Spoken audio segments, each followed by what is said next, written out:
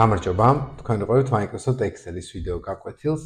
ვიზუალიზაცია მოგეხსენებათ ერთ-ერთი ძალიან მნიშვნელოვანი საკითხი გახლავთ და მოდით ვნახოთ თუ როგორ უნდა გავაკეთოთ ისე, რომ ცხრილში დავუმატოთ ახალი მონაცემები და ის ავტომატურად აისახოს ჩარტზე. მე გიორგი ვერდათუქიშვილი და თქვენ ვიყავით ჩემს არხზე ჩარტების შესახებ ვიდეოს. მაშასე მაგალითად წარმოვიდგინეთ გვაქვს ასეთი ცხრილი, სადაც მხოლოდ გვაქვს ერთი რიცხვითი სვეტი და დასახელებები. ვირჩევთ მაგალითად კოლონის ტიპის დიაგრამებს და მივიღეთ ცხადია აი ეს მონაცემები.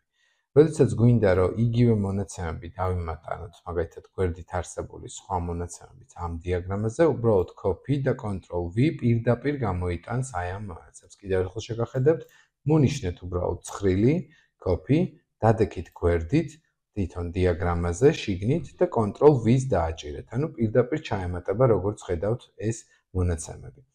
აქვე თავისთავად შესაძლებელი იქნება ჩარტის მენიუში გადასვლა და ამ ბრძანებების გამოტანა, რომ ეს იყოს მაგალითად სათაურები, თუ რას წარმოადგენს, დავუშვათ თვითონ დიაგრამა და ასევე რა თქმა უნდა შესაძლებელია თუ რომელი ფერი რას წარმოადგენს, ანუ ლეგენდის გამოტანა.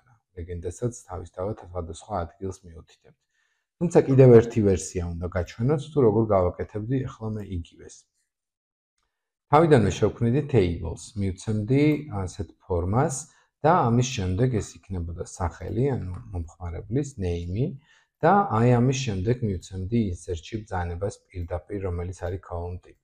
და თუ ახალი მონაცემებს პირდაპირ აქედან ამოვჭრიდი და გვერდით დავაფეისტებდი, როგორც ხედავთ, პირდაპირ ცხრილის ნაწილის გახდა და დიაგრამაზეც ეგრევე შეიტანა. თუმცა თუ ხელით ავკრიფავ ახალ მონაცემებს და მერე დავაკოპირებდი და დავაფეისტებდი, ცხადია ხო წინა ვერსიაზეც იმუშავებდა, აქ კი მაგალითად შეიძლება ახლა აიკრიფოს რამე ახალი მონაცემი და ეს რიცხვებიც ავტომატურად ჩაიწეროს და როგორც ხედავთ, ის პირდაპირ აისახა ჩვენს დიაგრამაზე. ესე რომ თეიბლი გაცილებით უფრო კომფორტული იქნება დიაგრამაზე სამუშაოდ, რომ ახალი მონაცემები დაემატოს და გაიზარდოს არა მარტო, რა თქმა უნდა, ვერტიკალში, არამედ ჰორიზონტალშიც თავისთავად და რიცხვებს როგორც კი ჩაუწერთ, ავტომატურად ესენი აისახება და გამოჩნდება უკვე დიაგრამაზე.